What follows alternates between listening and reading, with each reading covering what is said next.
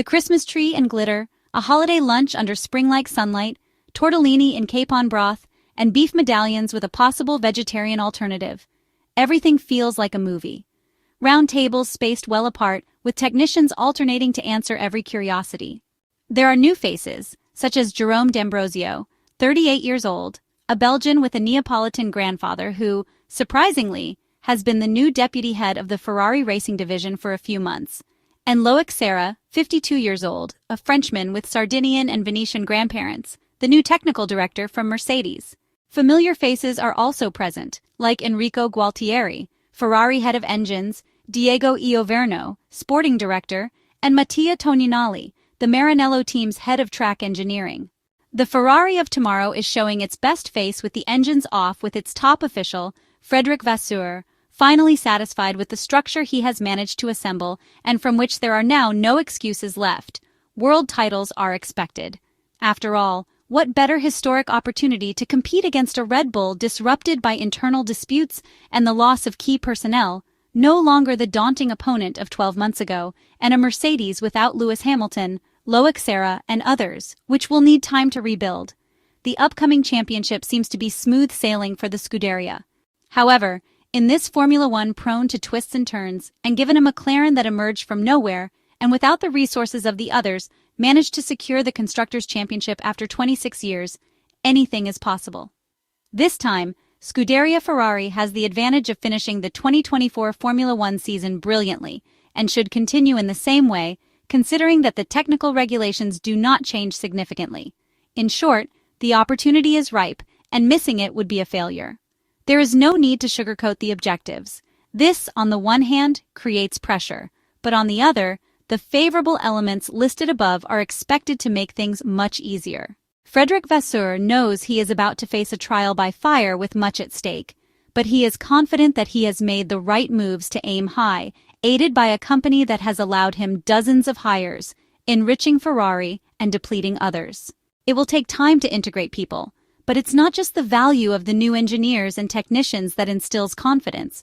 A fundamental element often overlooked is the massive arrival of external experience and knowledge, a breath of fresh air, circulation of ideas, and debates that may be unpalatable to those who have been in Maranello for years but were indispensable to leap into the future.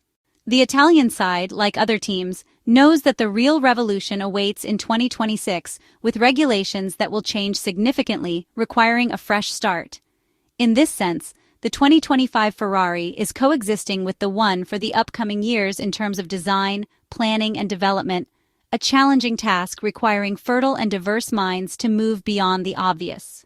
In a very corporate atmosphere, stingy with smiles and with predictable, rehearsed statements, a practical and direct Fred Vasseur emerged, focused on essentials. He openly declared that Lewis Hamilton would not receive a personalized presentation at Ferrari with festive press coverage, but would instead integrate into the Scuderia without making a show, despite the fact that no specific time or place was given.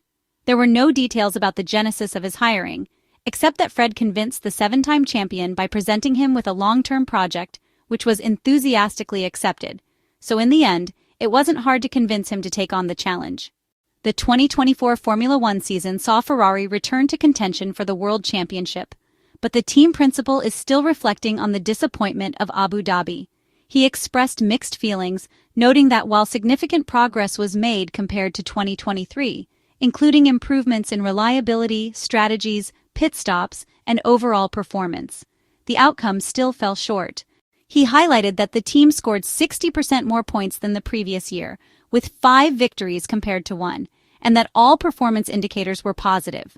However, the frustration stemmed from finishing the season 14 points behind McLaren. The French manager clarified that the championship was not lost in the Abu Dhabi Grand Prix, but over the course of the season. While McLaren averaged 26 to 27 points per weekend, Ferrari managed to outscore them in the final race. The real setbacks were incidents such as the double retirement in the Canadian Grand Prix and struggles during races in Spain, Austria, and England, where the team lost around 80 to 90 points over 4 weekends. He acknowledged that with 4 teams in contention, ups and downs were inevitable, and rivals also faced challenges. Nonetheless, finding themselves just 14 points behind McLaren after over 600 points were contested left a sense of frustration. In 2025, Fred Vasseur will oversee two top-tier drivers, a contrast to Red Bull's approach of focusing entirely on Max Verstappen. However, he does not view Red Bull's strategy with envy. He observed that while concentrating resources on one car and slightly compromising the other could be seen as advantageous, he believes mutual emulation between drivers contributes significantly to performance.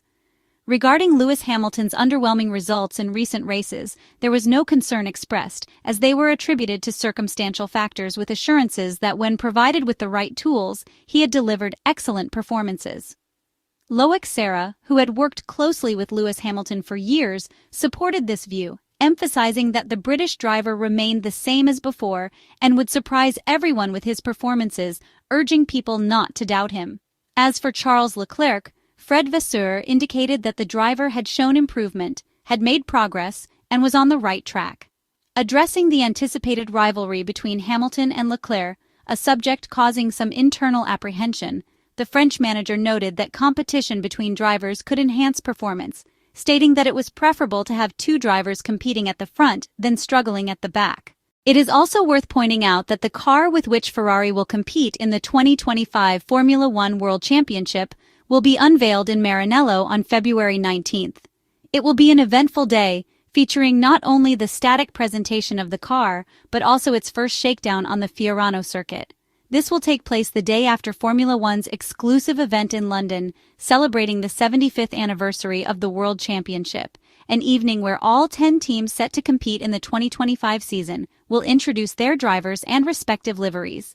Ferrari will be the first team to showcase its 2025 Formula One car, doing so in its most traditional setting, the facility adjacent to the Fiorano circuit, where spectators will witness the car's first laps on track. The car that will mark Lewis Hamilton's debut in Ferrari Red will undoubtedly be one of the most anticipated, not only due to well-known innovations such as the new front suspension, which will align the Scuderia's philosophy with the pull rod design of McLaren and Red Bull.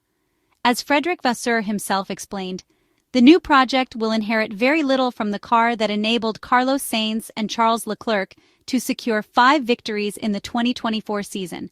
After the official presentation of the Maranello team's single-seater for the 2025 Formula One season, it will be immediately evident in Bahrain and then in Australia on March 14th whether the work done has been excellent. However, judging by the atmosphere, there are very few doubts and positive signs are abundant, pointing in one direction only, the championship. So, Merry Christmas, Happy Holidays, which will be rather short for the Ferrari team members, and all the best. Remember, though, that Enzo Ferrari often remarked that the certainty-induced intoxication before the car hit the track concerned him far more than the inevitable issues that arose when a new car first rolled out.